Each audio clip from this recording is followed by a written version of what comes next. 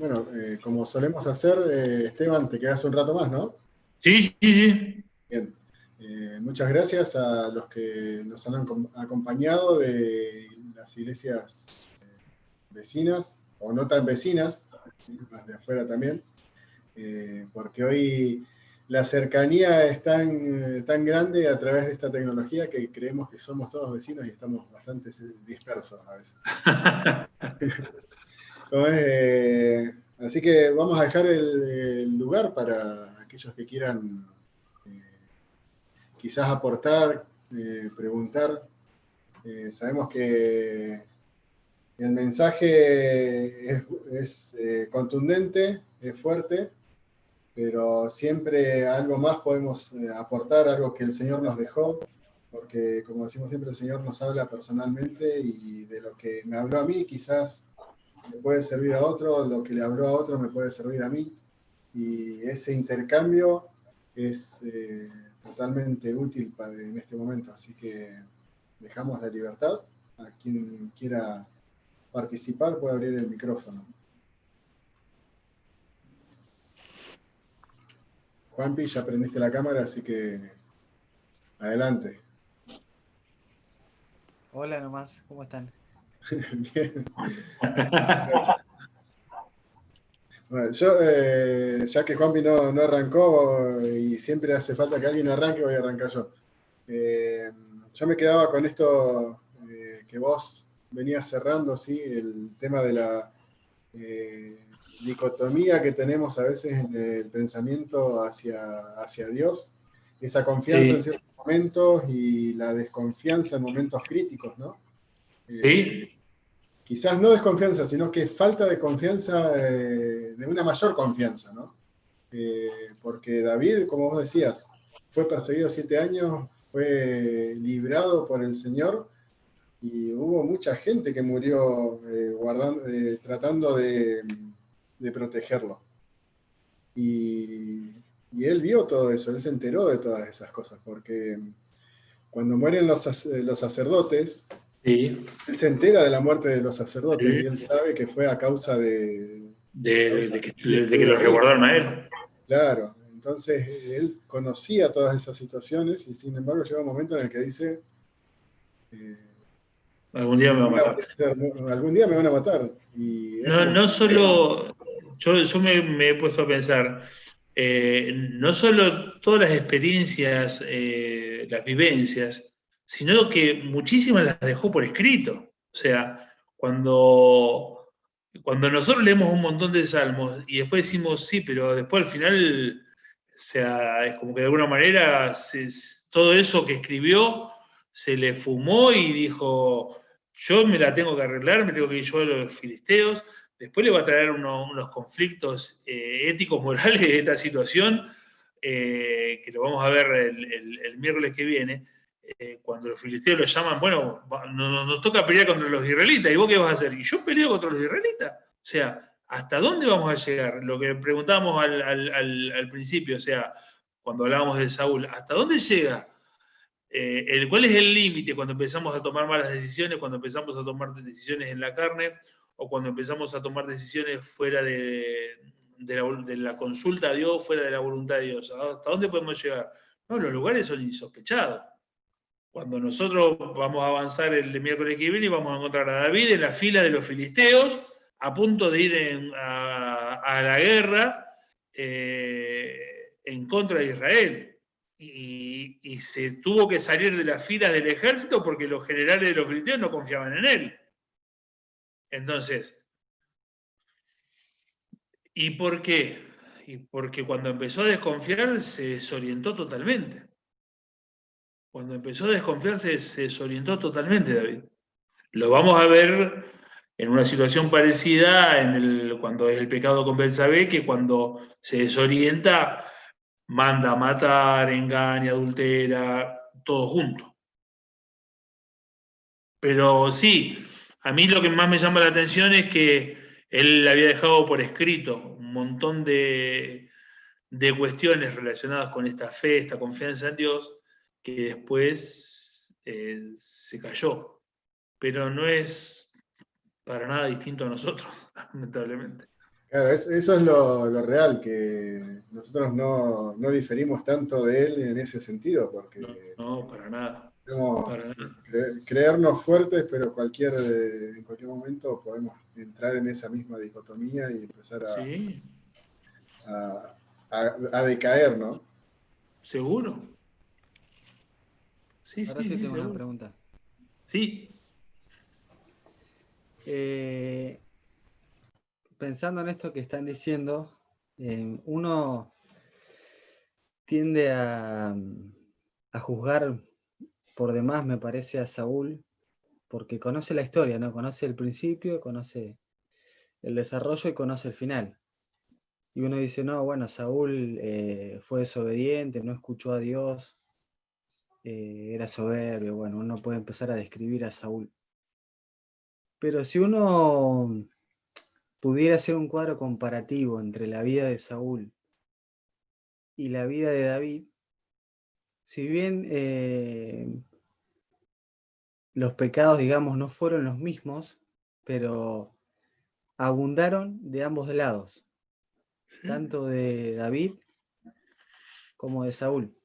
Entonces la pregunta un poco era, ¿qué hizo la diferencia para que David fuese el rey reconocido de Israel y Saúl no? Si, digamos, en el grueso o en la comparación grande, los dos se equivocaron sobremanera. Creo que en algún momento lo dijimos el otro día. Está en el corazón de David.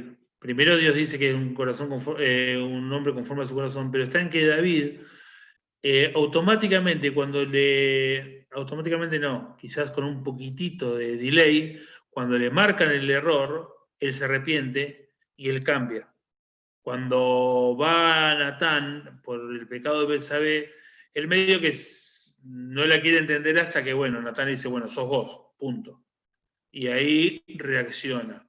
Lo mismo con todo lo que implicaba toda la situación, el asesinato de Urías, el adulterio con Betsabé, toda la situación. Lo mismo sucede en el censo que mencionamos, por otra razón lo habíamos mencionado, lo que está al final de 2 Samuel, también. Él fue advertido, no lo hagas, no lo hagas, no lo hagas. Lo hace, y cuando lo hace automáticamente, le pesó en su corazón. Y es interesante porque termina una especie de negociación con Dios acerca del castigo o del juicio o de la disciplina que vendría por esa situación. O sea, ese automáticamente. Si miramos los pecados, y yo me quedo con Saúl, porque Saúl, y sí, porque Saúl peca de soberbia, como vos lo decís, peca de arrebatado en el hecho de decir, ocupó lo que no tenía que haber hecho, que era una responsabilidad de Samuel, le perdonó la vida a otro, en realidad peca de avaricia. Después no se va a meter con esta mujer, con esta bruja, lo vamos a ver el miércoles que viene, pero David mata, David adultera, después tiene desobediencia, pero bueno, o sea, a los ojos humanos nos quedaríamos con Saúl,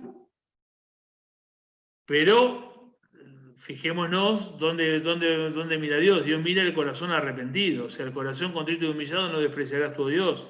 Y el tema de Dios en este sentido es que asume de que todos pecamos.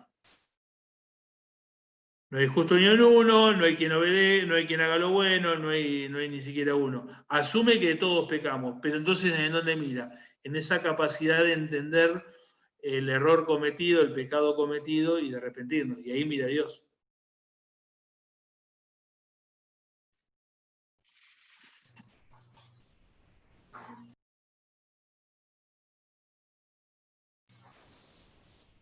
Pensando en esto, ¿no? Pensando en lo que vienen hablando acerca de con quién te quedás.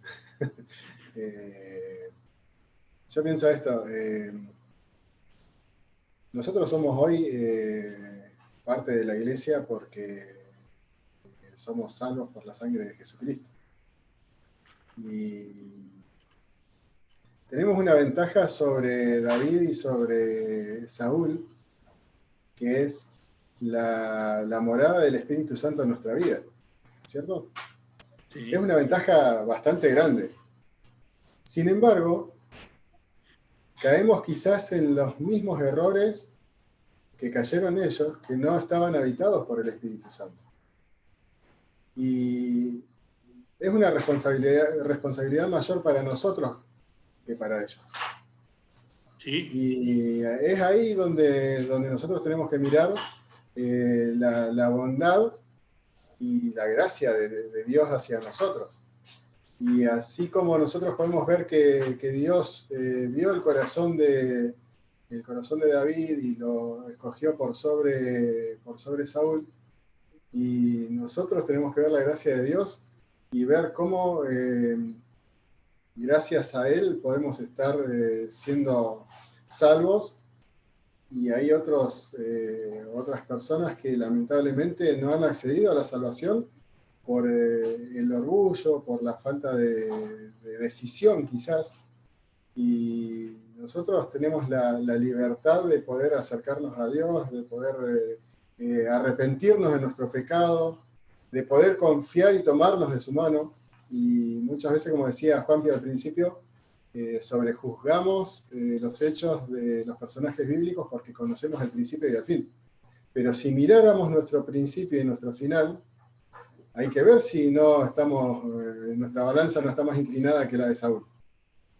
No, pero como decís vos, o sea, tenemos un plus enorme con el cual ni siquiera la comparación es objetiva, porque de la manera que, aparte, hay algo que es importante. La historia va avanzando y hay un residual de enseñanza que la historia misma te va dejando, que nosotros siempre, o sea, nuestros hijos van a tener mayor ventaja que nosotros, nuestros nietos mayor ventaja que nuestros hijos y que nosotros, ¿por qué? Porque van a tener la experiencia nuestra y de los que siguen. Nosotros tenemos esa experiencia de 2000 años de iglesia, tenemos la experiencia de la historia, de toda la escritura. Ellos ni siquiera tenían contaban con la palabra de Dios en forma portátil, como la tenemos nosotros desde la Biblia en papel hasta en cualquier dispositivo. Entonces, esa responsabilidad, lo que dice Santiago, capítulo 3, no nos hagamos maestros muchos de nosotros sabiendo que recibimos mayor condenación. ¿En qué sentido dice Santiago? Que a mayor conocimiento, mayor responsabilidad.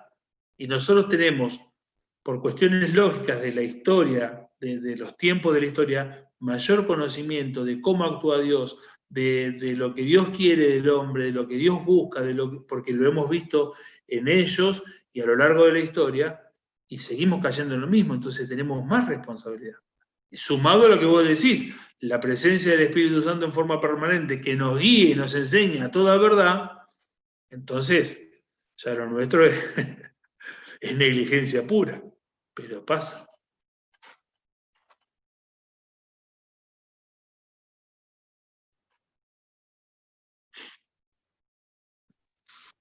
Pero David también supo valorar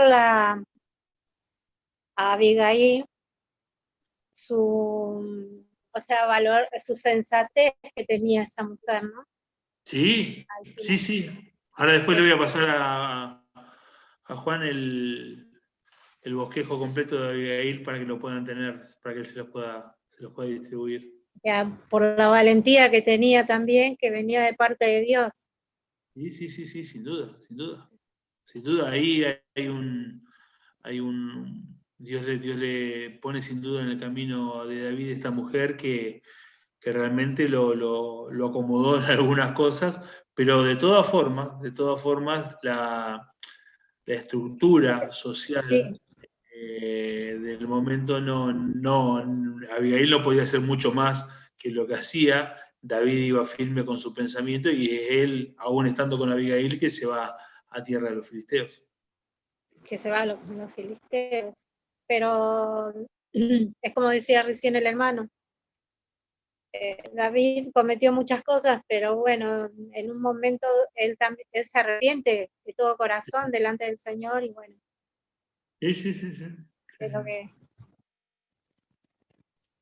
y bueno, pasa con nosotros, ¿no? Sí. Buenas noches.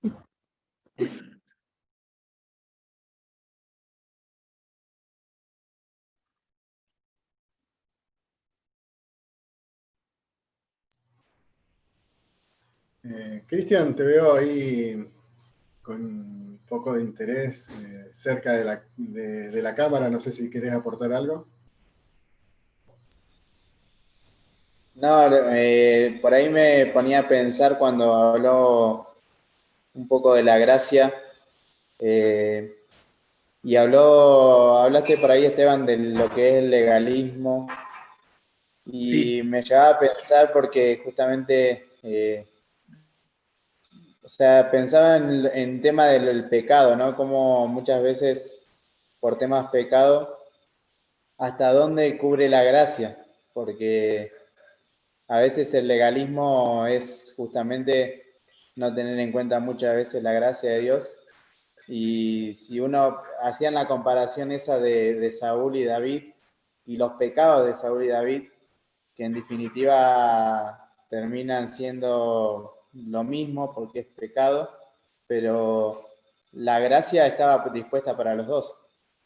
Entonces me llevaba a pensar un poco en eso, que la gracia cubre mucho y todo pecado. Entonces, La o gracia de sea, Dios, la gracia de Dios para con nosotros nos cubre y nos limpia de todo pecado. El tema del legalismo es un tema que es un tema delicado, porque de alguna manera yo noto que como que va resurgiendo en algunos pensamientos, en algunos hermanos. Y es muy delicado porque yo escucho a veces posturas que van más allá de lo que Dios dice. O sea, les dejo un pasaje. Bueno, pero Esteban, el legalismo ya viene desde la antigüedad, ¿no es cierto? Porque también los amigos de Job. Exactamente a ese pasaje iba. Vamos a Job, vamos al final de Job. Siempre te saco. No, está bien. Vamos al final de Job, el último capítulo, las últimas expresiones. Cuando nosotros leemos todo el libro de Job, lo hemos leído seguramente, dice el versículo 7 del capítulo 42, y aconteció que después que habló Jehová estas palabras a Job, Jehová dijo a Elifaz, mi ira se encendió contra ti y tus dos compañeros, porque no habéis hablado de mí lo recto como mi siervo Job. No habéis hablado de mí lo recto como mi siervo Job. Cuando nosotros ponemos a un hermano, una hermana, en una posición en la que es nuestro pensamiento, pero no, ni siquiera nos fijamos si es el pensamiento de Dios, si es el sentir de Dios, tenemos que tener mucho cuidado, mucha prudencia, porque esta situación se la reclama constantemente a los fariseos. Porque ellos juzgaban lo que Dios no juzgaba. Porque ellos exigían lo que Dios no exigía. Porque ellos iban, digamos, con determinadas situaciones a las personas, cosas que Dios no establecía. Y a él le pasó porque juntaron las gavillas, porque curaba a un enfermo, o sea, y hacían tantísimas cosas. Y él le decía, pero esto no lo dice la ley. Entonces, hay veces que nosotros trasladamos esto a la iglesia y muchas veces señalamos a aquellos hermanos, hermanas que han caído en pecado, en alguna falta. Señalamos a aquel que viene siendo inconverso y se convierte, señalamos parte de su pasado, como si Dios ya no lo hubiese perdonado. ¿Cuánto tiempo ya el hermano o la hermana sufrió por sus conductas cuando vivían lejos de Dios, que nosotros ahora cuando viene al Evangelio le seguimos marcando? Cuando Dios se las perdona, nosotros se las marcamos. Cuando ya estando en comunión los hermanos tienen una falta y nos damos cuenta que Dios los está restaurando y nosotros seguimos machacando. Y eso realmente genera un distanciamiento, nos genera frialdad, nos genera que las personas no se acerquen en busca de la gracia del amor, porque nos hemos convertido en legalistas, porque no nos damos cuenta que tenemos que diferenciar las cosas y no medir siempre de la misma manera todo. ¿Por qué? Porque a cada uno lo tenemos que mirar de la manera que Dios lo mira. Y no nos olvidemos cómo nos mira Dios a nosotros, con gracia. Si Dios no nos mirara con gracia, si Dios no tuviese paciencia, no sé si lo dijimos el otro día, la expresión, o sea, esto hubiese terminado en el Edén. Adán y Eva hubiesen volado por el aire y ya estaba. Ahora, Dios tiene un corazón clemente, Dios tiene un corazón misericordioso, Dios tiene un corazón de gracia. Ahora, no sea que nosotros seamos hallados mucho más exigentes que Dios, no sea que nosotros seamos hallados mucho más, digamos, extremistas que Dios, y tengamos que escuchar del Señor, no es así.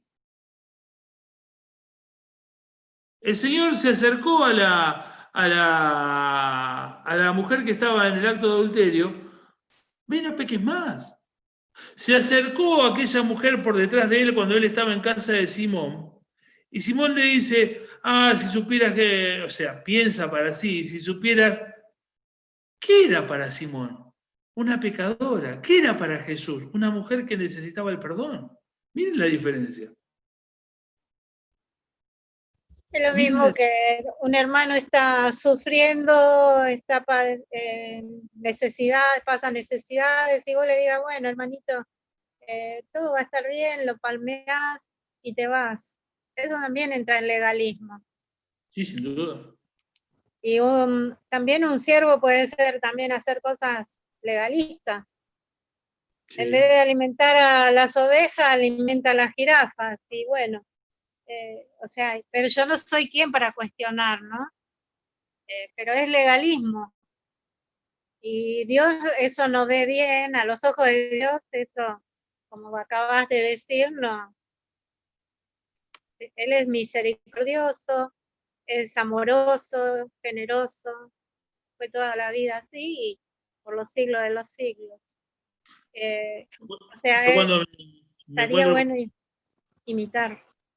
Yo cuando me encuentro con personas así, viste, hermanos que te señalan constantemente tus errores, tus pecados, no, porque vos antes, porque vos esto, porque no, porque esto, porque el otro, porque vos hiciste así, y yo me acuerdo cuando vos y esto y el otro, donde evidentemente no hay perdón, donde evidentemente no hay gracia, donde evidentemente no hay misericordia, donde no hay compasión, donde no hay, yo digo, me pregunto con suma humildad, ¿a qué evangelio se convirtió este hermano?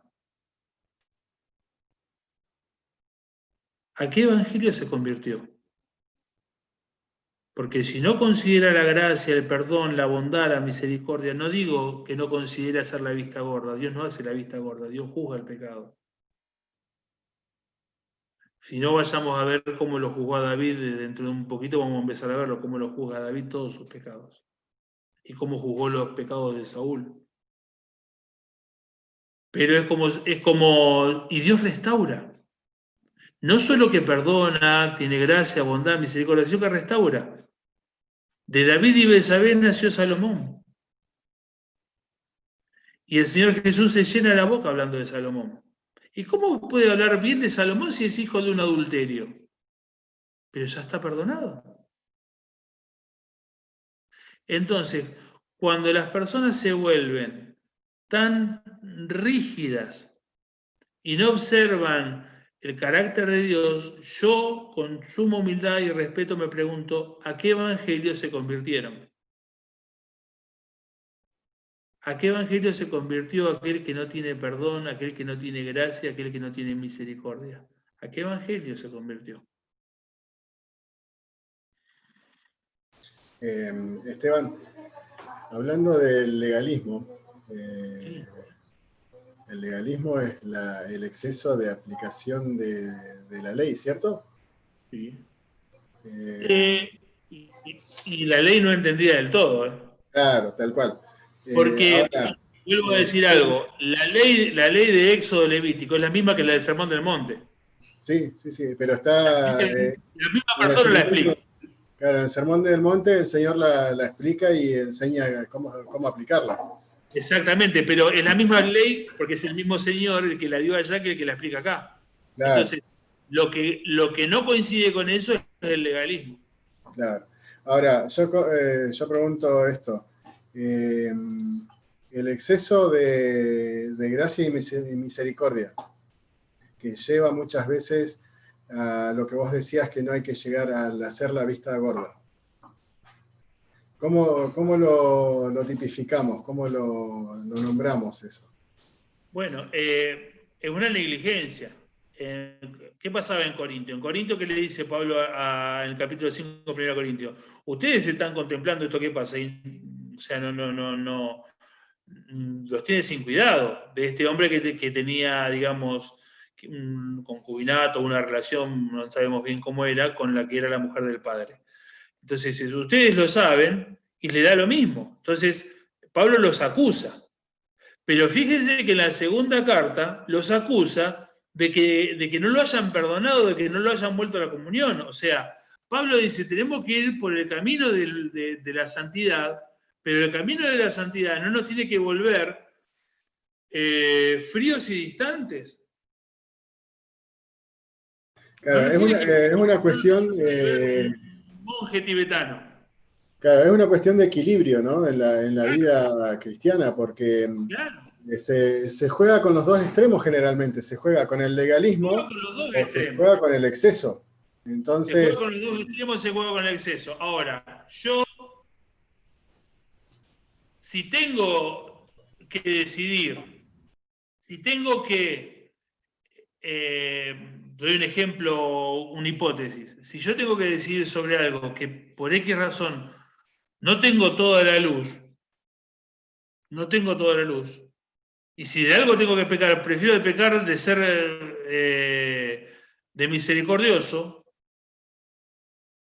porque me llevo yo digamos, un chasco, vamos a decir, y no de marcarte a vos algo. O sea, si me arruino yo, pero no me prefiero equivocarme así y no equivocarme yo y encima complicarte la vida a vos.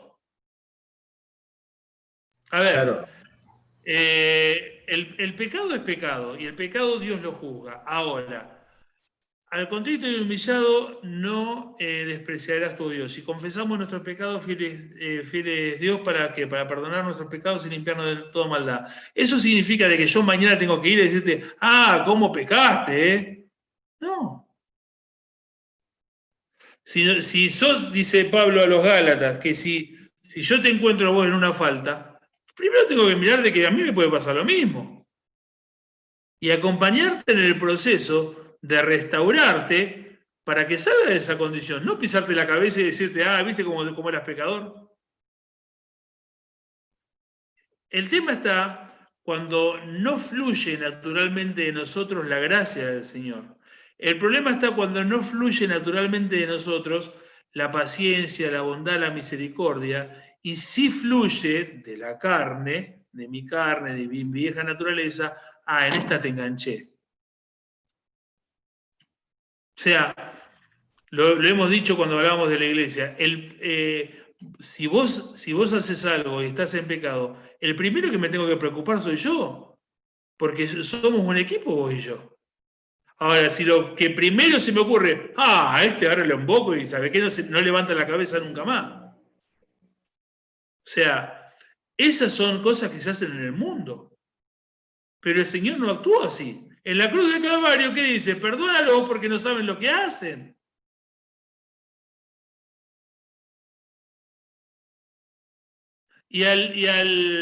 por dar ejemplos, y al que vino con los alguaciles le curó la oreja. O sea, no, en serio.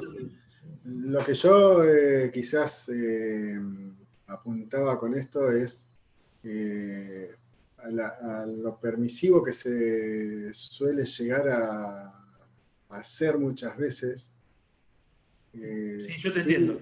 sin mirar el equilibrio entre que, como le pasó a Elí. Sí.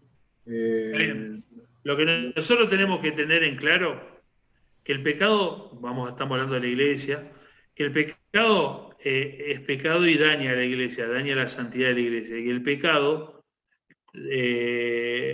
hay pecados que son de carácter público, que toman estado público, y hay pecados que son de cuestiones privadas. Si yo hoy tuve una discusión y en esa discusión me puse mal o fui ofensivo, por ejemplo, con mi esposa, lo voy a resolver esta noche y nos ponemos de acuerdo y oramos al Señor. Y ahí terminó. Si esto se hace una constante, tendré que hablar con los ancianos y decir, mirá, ¿sabes qué me está pasando esto? Estoy alterado, no sé si es la cuarentena o qué, y te doy ese ejemplo. Ahora, no sé, si alguien saca de la cuenta de la iglesia lo que no tenía que sacar, si alguien dice que hizo tal cosa y no, eso sale a la luz. Entonces, la cuestión está en esto. Hay cuestiones que uno puede resolver íntimamente con Dios. Y hay otras cuestiones que necesariamente van a trascender a la iglesia. La iglesia siempre tiene que guardar la misma postura. El pecado tiene que estar fuera de la iglesia. Entonces, hay los mecanismos en la iglesia, de acuerdo al caso que fuese, para que la iglesia sea resguardada, resguarde su testimonio. Ahora, lo que nunca debiéramos hacer como iglesia es que nos falte misericordia, es que nos falte gracia. Lo que nunca debiéramos hacer como iglesia es lo que vos decís, que nos falte el criterio de decir tenemos que resguardar la unidad de la iglesia. Es un equilibrio. Ahora, cuando vamos, por ejemplo, a Gálatas 5, capítulo 1, ¿qué dice? Dice que no volvamos nosotros a la esclavitud. O sea, Pablo ahí habla en contra del gnosticismo, en contra del judaísmo, en contra de los que querían volver al hiperlegalismo de la ley. Y cuando vas al versículo 13 o versículo 14, dice que no tomemos esta libertad como libertinaje para hacer lo que querramos. Entonces ahí va en contra del gnosticismo. El gnosticismo decía que el hombre tenía relación con Dios a través del Espíritu y que entonces con la carne podíamos hacer lo que querían. Los judaizantes decían que no, que había que cerrar todas las alternativas en un fariseísmo terrible. No, nosotros somos llamados a vivir en libertad, pero esa libertad no puede ser un libertinaje, ni en mi vida ni en la vida de la iglesia. Y esto surge siempre de la misma manera. ¿Por qué? Porque somos cíclicos. Que cómo se visten las chicas, que cómo hablan los chicos, que por qué mira tu hijo cómo habla, cómo se viste tu hija, todas estas cosas empiezan, acá en Buenos Aires así, calculo que allá también, así que hablemos claro. Entonces, de que mirá si va a cantar, si va a tocar el instrumento, si después el viernes se va al boliche, y esto y el otro, y dónde está la santidad y esto. Bueno, la iglesia, los ancianos, los colaboradores, se tienen que poner de acuerdo. Yo les llamo acuerdos de familia. Acuerdos de familia. ¿Por qué? Porque la iglesia es una familia. Bueno, nuestro estándar es este. Vamos por acá, hacemos por acá, y si pasa esto, hablamos con la persona y le aconsejamos, y si lo aconsejamos 1, 2, 3 veces y no quiere saber nada, bueno, ahora nosotros tenemos que ser muy cuidadosos de lo que es un pecado, de lo que es un andar desordenado, de lo que es un andar a mi criterio desordenado. Ese es el tema. Yo un día voy a una iglesia, hacía mucho frío, me voy con esto es de frisa, me voy con un pullover de estos cuello redondo, con la camisa, la camisa sport que salen los botoncitos, con un camperón. No hace mucho, no se crean que hace mucho, hace un par de años. Y sabía que iba a una iglesia que tiene el tema de la corbata allá arriba. Sabía porque los ancianos de la iglesia son amigos conocidos, pero hacía mucho frío, digo yo, con el pullover hasta acá, nadie va a decir nada. Y un barrio medio complicado, entonces me salen a buscar hasta una de las avenidas principales, uno de los ancianos, amigo. Loco, no te trajiste la corbata. Bueno, qué sé yo, está todo bien, pasa. Pasó. Y cuando terminó la reunión, 2 hermanos más me lo dijeron. Y les voy a dar el ejemplo, el tercer hermano que me lo dijo, y entiéndase que no es despectivo, sino que es para que puedan entender. Entre ellos se congrega un hermano que tiene síndrome de Down. Tiene unos 30 años. Y este muchacho también me lo dijo. Entonces yo digo, es más importante el mensaje. Estaba helado, éramos pocos en la iglesia, todos ellos los varones con corbata, menos yo que estaba al púlpito. Si vos vas a predicar y no te pones corbata, yo no puedo decir que es un pecado. Che, acordate que habíamos dicho que vamos a corbata. Bueno, seguí sin corbata, pero yo no puedo nunca decir, no, este rebelde pecador. ¿Se entiende? Hay veces que ponemos en categoría de pecado nuestros propios pensamientos.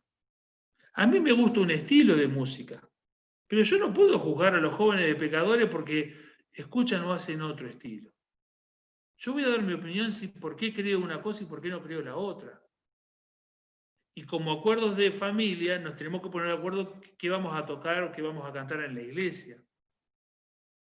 Y eso sí lo respetamos. Pero como él en la casa, el chico va en la casa o escucha otra música, yo no puedo decir que es un pecador. Lo querré o no para mi hijo, pero no puedo decir que ellos son pecadores porque escuchan distinto. ¿Me entendés? Entonces, hay cosas que la iglesia no puede no puede decir, no, esto no está pasando. No, cuando hay pecado, hay pecado. Pero el tema está cuando nos ponemos legales con las cosas que son acuerdos, con las cosas que son tu gusto y mi gusto. Si la música, si usamos una corbata, si esto, si no me quiero meter para no hacer lío, pero si se meten en una pollera o un pantalón. Entonces, creo que son acuerdos y nos tenemos que sentar y ponernos de acuerdo. Y lo que nos pusimos de acuerdo, respetarlo. Pero no juzgar de pecadores incircuncisos porque pensamos distinto en algo que podemos pensar distinto. ¿Se entiende? El tema del legalismo pasa por ahí. Nadie se va a poner legal si vos no. Si alguien comete adulterio y dice, no, bueno, sí, qué sé yo, no, capaz que no fue adulterio. Sí, adulterio y punto. Ahora, por lo que escuchamos, por un vestido, un no vestido, esto, lo otro, no nos pongamos legalistas en esas cosas, eso me refiero. El Señor no avalaba el pecado. El Señor condenaba el pecado. Pero condenaba también el legalismo que no tenía sentido.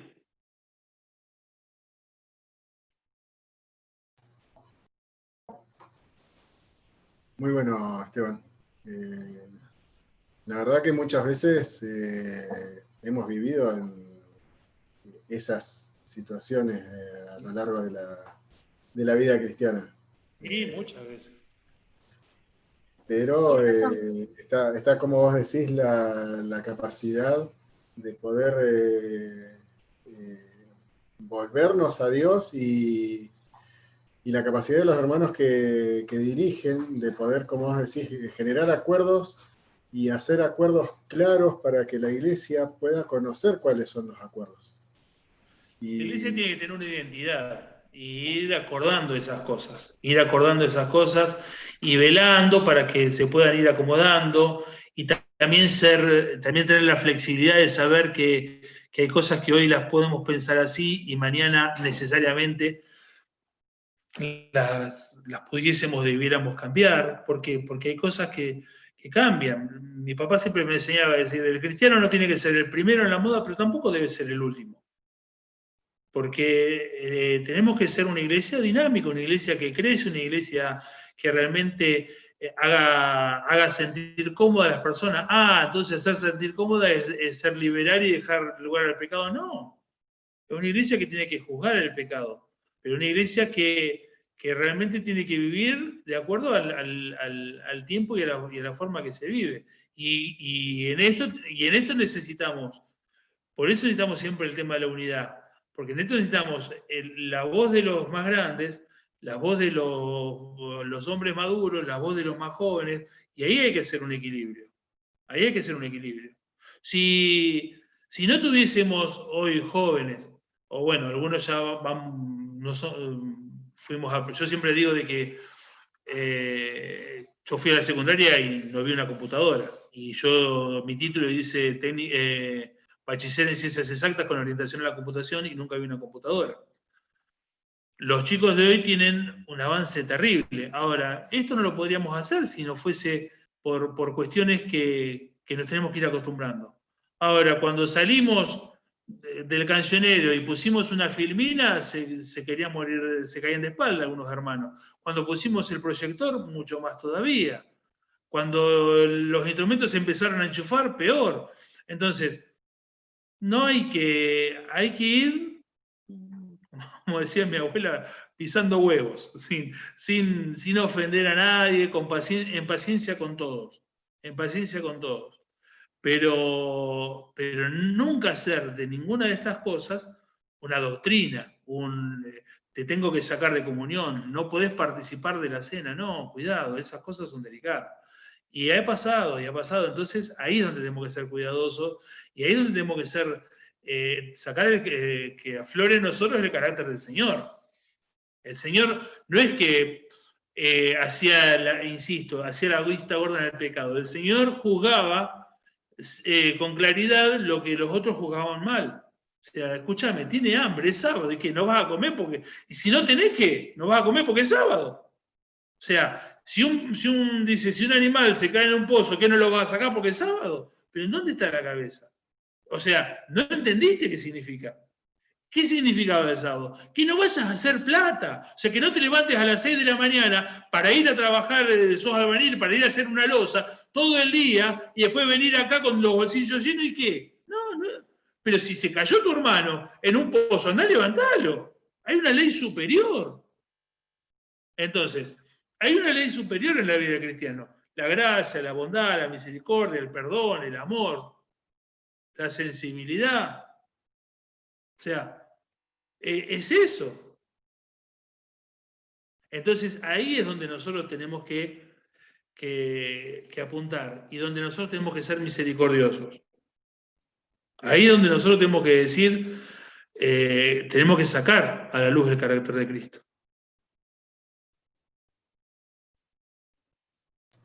Es un tema que lleva para largo, ¿no? Da para bastante. Y ¿Sí? ya son las 10:30 de la noche. Bueno. Así que vamos a bueno, quizás para la semana que viene de esto pueda surgir una pregunta y la podemos ir viendo. Claro, bueno, queda esa posibilidad, queda abierto para si queda algo pendiente para la semana que viene poder tratarlo. Pero Sí. vamos a ir cerrando acá porque Dale. Mucho la hora.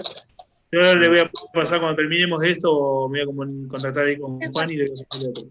Lo mismo pasa, una palabrita y ya me voy. Lo mismo pasa. Perdón. Cuando estamos al frente con un micrófono, también tenemos que tener cuidado porque podemos levantar almas o tirar almas también. ¿Sí? Bien. Mimi, ¿tenías algo? Para todo, gracias. Saludos, sí, Ana. No, a mí me quedó, se me cortó ahí un poquito el audio cuando explicó el tema del capítulo 24, versículo 3, que dice, cubrí mis pies. Sí.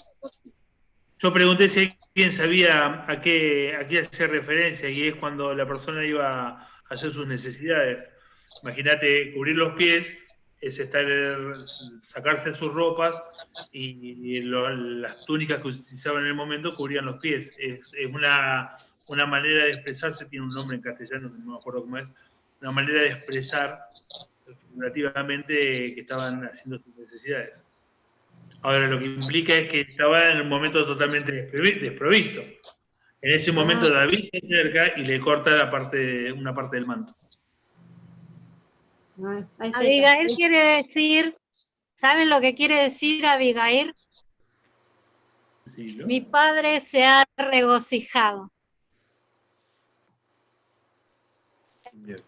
Bien. Bueno, hermanos, cerrando todo esto, me quedo con una frase que vos dijiste ahí en el medio, en la exposición. Dijiste algo como, hay momentos que conviene callar y Sí. otros que corresponde hablar. Sí.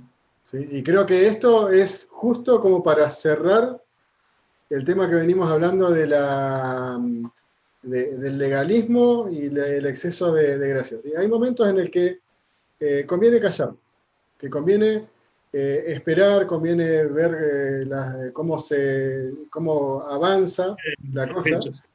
claro, los hechos, y hay momentos en los que corresponde hablar y tomar cartas en el asunto. Y eso es lo que logra el equilibrio de la vida cristiana junto al Señor, y evita esto que venimos hablando, el exceso de hacer la vista gorda y el legalismo.